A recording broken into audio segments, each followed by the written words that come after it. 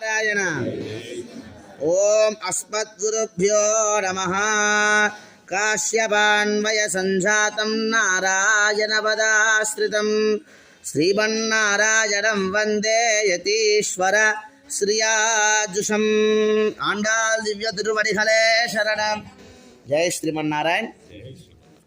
అమ్మ, నిన్నటి పాసురంలో చక్కగా ప్రయోజనాన్ని, ఈ యొక్క వ్రతాన్ని చేస్తే ఏ ఫలితం వస్తుందో మనందరికి కూడా చక్కగా ఈ లోకానికి తెలియజేసింది.